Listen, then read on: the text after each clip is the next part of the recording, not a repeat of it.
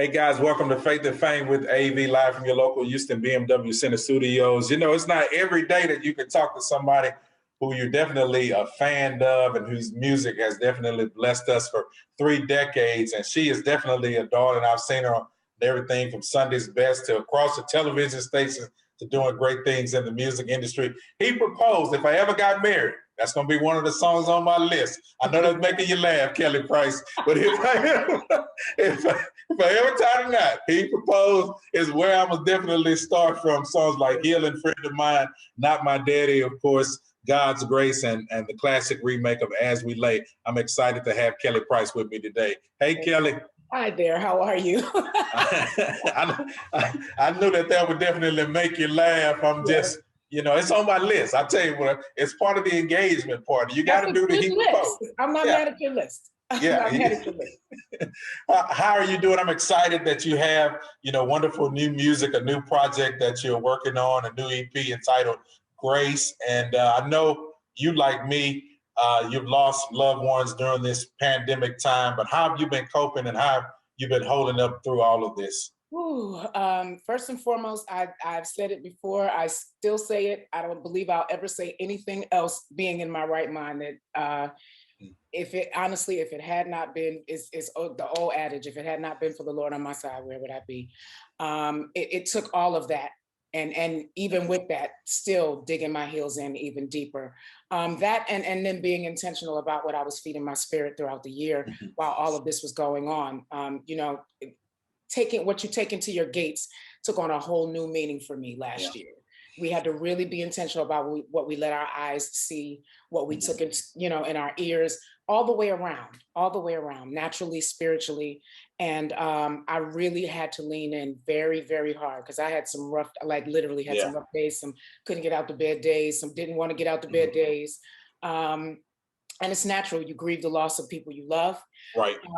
But always coming back to, okay, you're here and he left you here. So you're here for a purpose and you still have things left to do. So you gotta lean in and hear and be ready to continue to live. I know that my last visit with my grandfather, there was such an interesting thing. There was like a changing of the guard, whereas normally he would pray when I was leaving.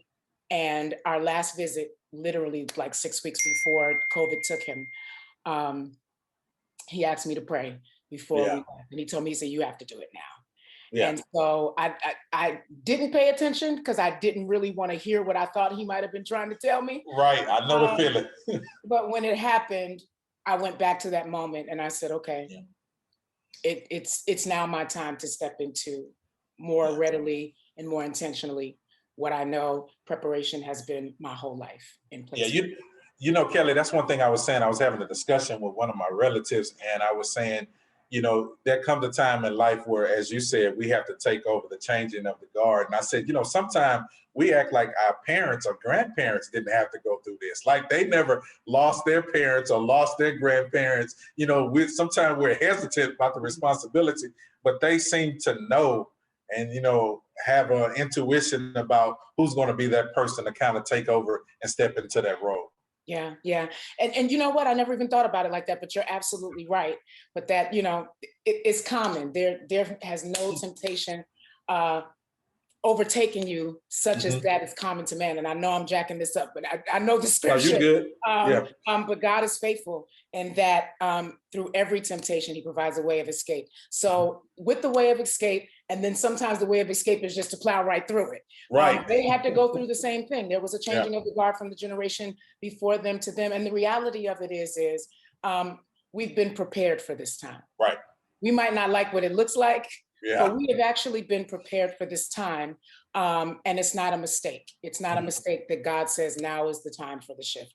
So, you know, if he says it, then he's got to step in and handle that. He's got to give me what I need. He has to give me what I need.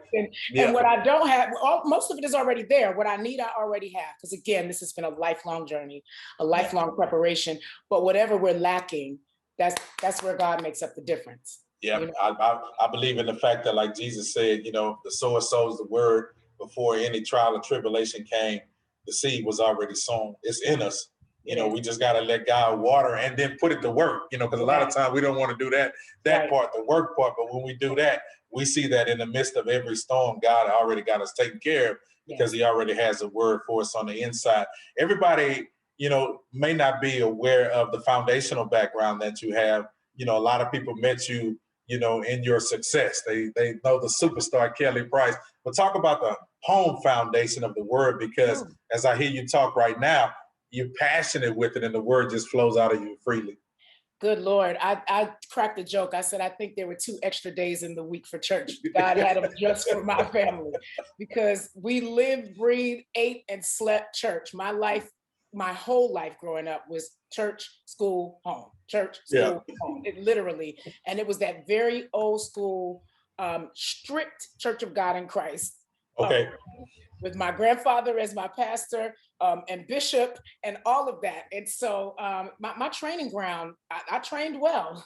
I did everything in the church, from cleaning to sell dinners on the weekend, lead the choir, direct the choir. At some point, I did everything. I was an usher board member. I was whatever you can think of, but the training was good.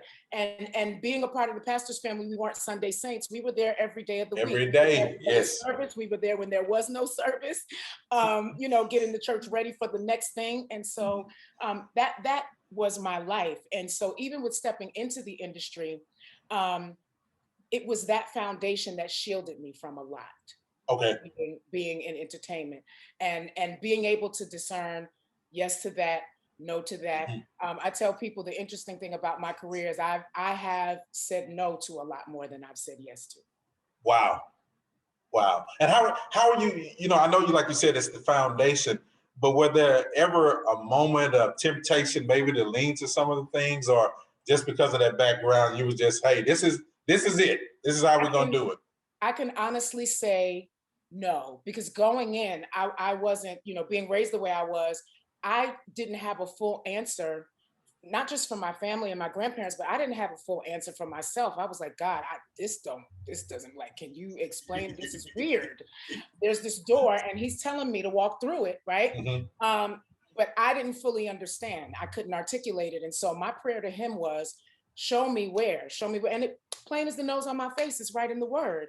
Joseph walked this path. The 3 Hebrew boys walked this path. You know what I mean? They served in kingdoms that were paganistic, and they served the leaders in those kingdoms, and they didn't bow.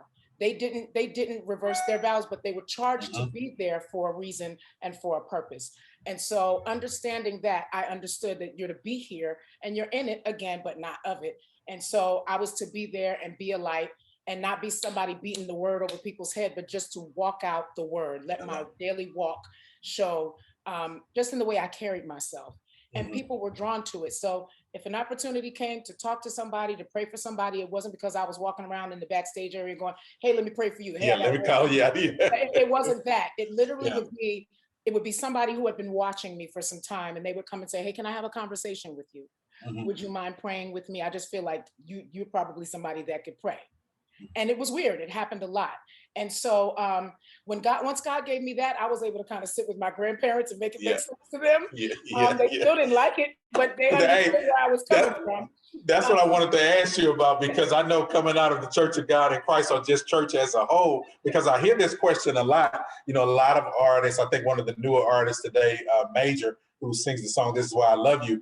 Major was one to step out. You know, he was one to step out in the industry without hesitation. But there have been other artists who wrestle with that because of the public, you know, the court of public opinion, what they think people are going to say, or even the church. So how are you able to deal with stepping out into the R&B industry, knowing that you're probably going to receive some flack from the church? I was mostly concerned about what my grandparents would think. In the early days, I was bothered by the reaction and, you know, some of the chatter of church people. And I caught it like right here. It was right here. It wasn't like it was hidden and somebody was going, oh, wasn't she? But because my family was so involved in the church, because my grandfather was a bishop in the Church of God in Christ, and he was a presiding bishop over the churches in Barbados, and he planted churches all around the world and did missions work with Bishop Moody. He literally was in it, and our family was in it. So in the early years, it did bother me, but you know, the old saints used to say, God can't use a coward soldier. Right. And so I literally had those moments where I was in my private time with God, like, you know, and he was like, check yourself. Check yourself. Like, I sent you because I know you can handle it. Are you telling me you can't? And so I had those moments. I had those moments. But I have to say, he's never left me. He's never forsaken me. The word has always been it's been my shield. It literally has been my shield. And I've always felt like as long as I can find it in the word, if I can find it in the word, I can justify it. We're justified, you know, whatever. And I tell people all the time, being in this industry doesn't automatically equate with living a lifestyle that is in conflict with your salvation, because you can go into any industry or in any career choice and find people who are not living right. The choice, you have to make the choice to walk in it and not be swayed from it. And I'll be honest with you, the deeper I got into the industry, the more I was convinced that I wasn't going to let anybody sway me from it, because I wouldn't want to be in this business without that kind of a covering. I wouldn't want to be in this business without the ability to discern and to see. It's necessary to be able to walk into a room and kind of break the room down just by looking around. And, you know, you're praying on the inside, but God will speak to you if you'll listen. He says, my children know my voice, the voice of a stranger they won't follow. And so I was always listening to hear his voice. Yeah, because I think too, you know, a lot of times we like to huddle, you know, like with sports, we like to be in our team's huddle. We don't like to go out against what we would consider the opposition, or maybe those who are not saved. What a better industry to be in, to let your light shine. Right. What a better position to be in, to be a person of influence. You know, it's easy for us church people to talk to, you know, each other every day in our own little circle. But when you have an opportunity to go outside of that and to be able to influence people, I think, Kelly, for me, you know, that has been the saving grace on my side. You know, God, I did gospel radio for probably the majority of my career. I'm on an R&B station now. I've been in ministry since I was 16. You know, when I first got into R&B radio, people were like, man, that's going to destroy your ministry. And I'm like, how? It's an opportunity. It's an opportunity. It takes me to, so my grandfather used to have candlelight service on Christmas Eve. And we would all have our candles lit. And literally, he would turn all the lights out in the church, and he would always give this analogy. He says, all of us in the room together with our candles burning, the room is bright and we don't stand out from each other. It's just like it's just this light. So he would have everybody one by one blow their candle out, and he would be the only one standing there with the candle. If I'm standing in a room that's filled with darkness and I'm the only one there who has a lit candle, everything is drawn to me. Yeah, I love it. I love it. So what it is an opportunity to walk into a place that's dark and be that light. And it will be noticed. You don't have to say anything. People are going to see it. Yeah, because it's going to stand out. Like this brand new EP, Grace, and I'm loving the wonderful new track. I've been jamming to it, but I don't want to skip over the title, Grace, because it has a powerful connection for you twofold, not only with your sister, but also when we think about the grace of God. So talk about, even in the midst of a difficult situation, the light is still shining and you got your eyes focused on grace. I do. You know, grace has, again, presented itself. I think everything presented itself in magnitude last year, multiplied. And then understanding the necessity of it. Yes, my baby sister, Sakina Grace, we called her Grace. And she went home to be with the Lord on Easter Sunday 7 years ago. And then my grandfather on Easter Sunday last year. Wow. And so I've had this conversation because I know that I have needed grace a lot in my life, as we all do. And every day is another portion. Every day we need a portion. I don't care. Yes, Lord. We need a portion every single day, because life happens and things happen and our emotions get involved, and we feel whatever. But most of the time, people don't understand how important grace is until they need it for themselves.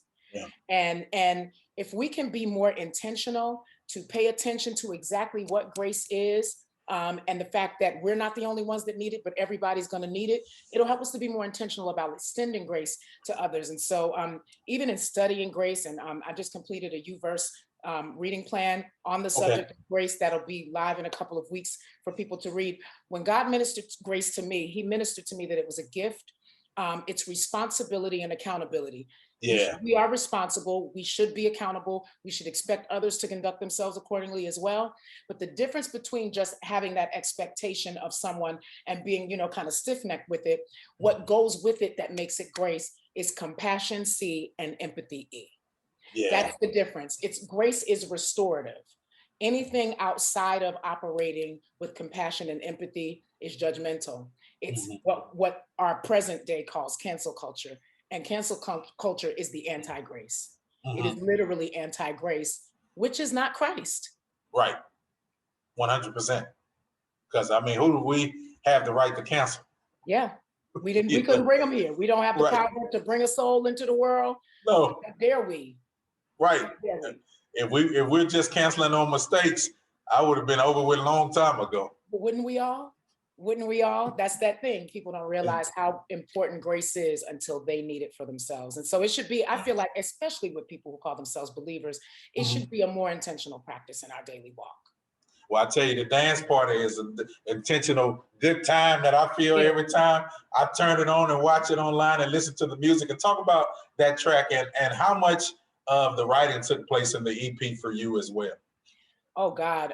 All of the originals I was a writer on. Dance Party is very intentional. That was me saying, this is not going to be like this always. I want some clapping in my hands. I want some dancing in my feet. I am tired of crying. It was me putting myself in an intentional place to pull joy into my atmosphere. And so again, I go back to the lessons. You walk in church. When we used to walk in church, I know. You didn't always feel like it. You didn't always feel like it, but sometimes just to press through what you're feeling and raise your hands and clap your hands and cry out.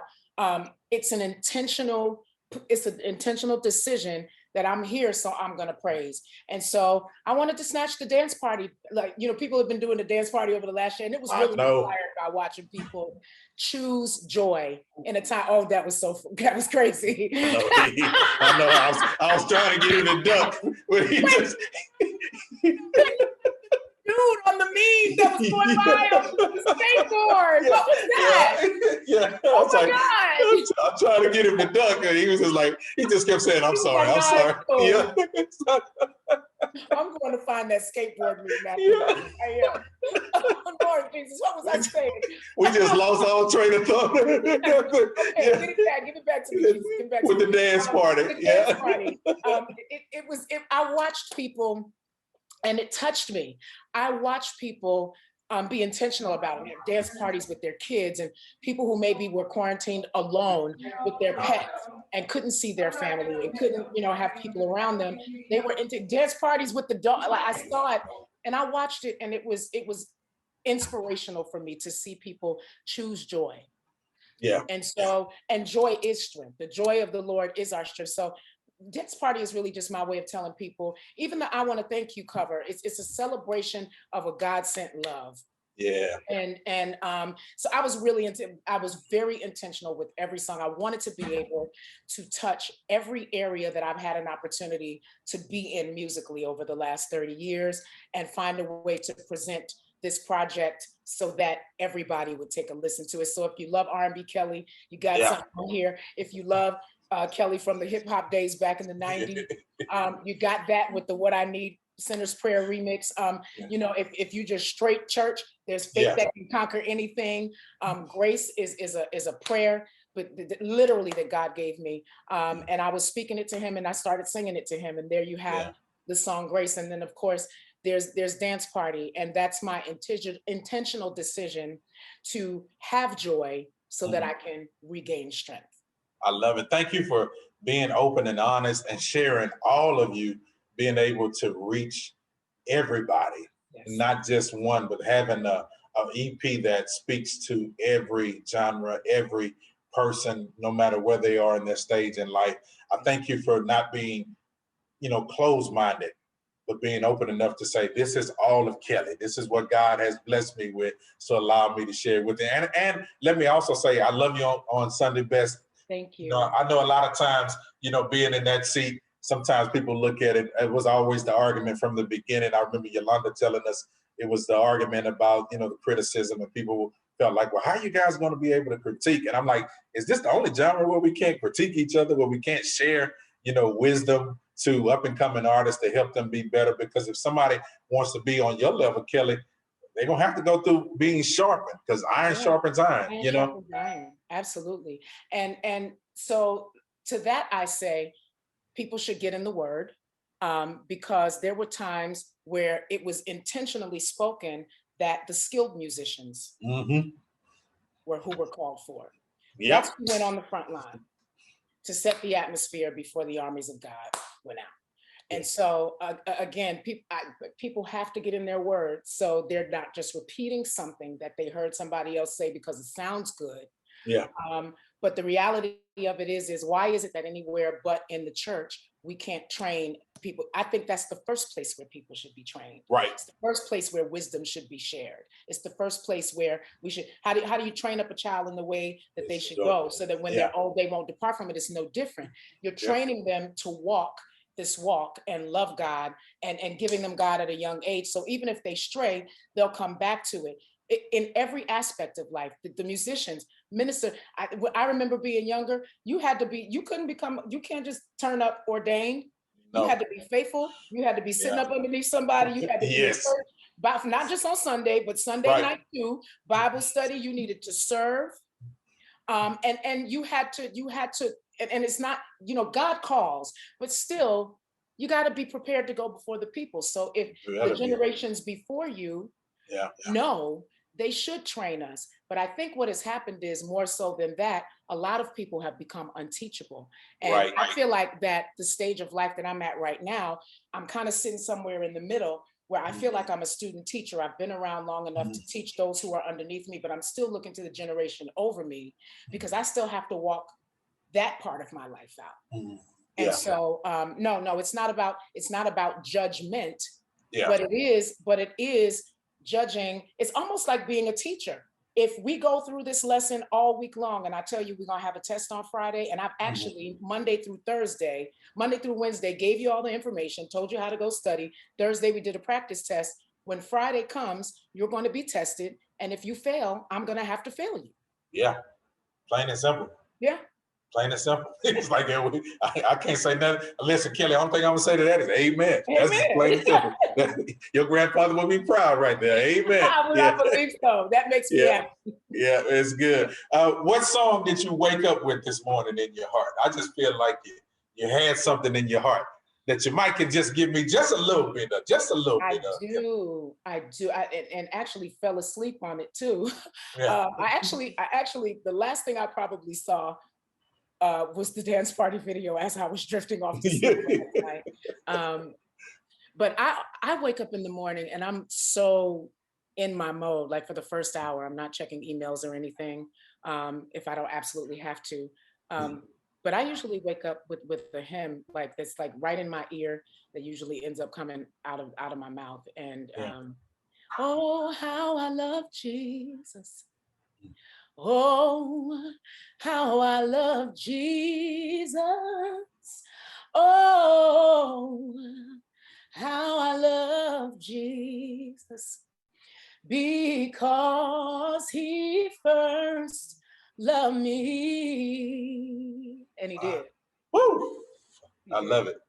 I love God for loving on you. And I love you for taking out this time to come and share with me today. It means a lot to me, and much success on the new EP, Grace. I want everybody to get their hands on it and be blessed by it, and allow it to just continue to help you in your walk and your growth. Kelly, as always, how can everybody keep up with you? Oh my gosh, www.kellyprice.com. Instagram, I am Miss Kelly Price, MSKELLYPRICE. On Twitter, I am Kelly Price, the number 4 real, and Kelly Price on Facebook. The Kelly Price. Listen, when you're doing your thing and we're back out and about in H-Town, you have to make sure you come by the studio and hang out with us. And, we got to do all that fun stuff. Yeah, you got to Kelly Price takeover. I like that. Yeah. We got to do that. Yeah, because I'm ready to get out the house and enjoy freedom again. Yeah. I'm looking forward to it. Thank you so much, okay? Thank you, sir. Take care. You too. Live from your local Houston BMW Studios, is Faith and Fame with AV. You guys be blessed.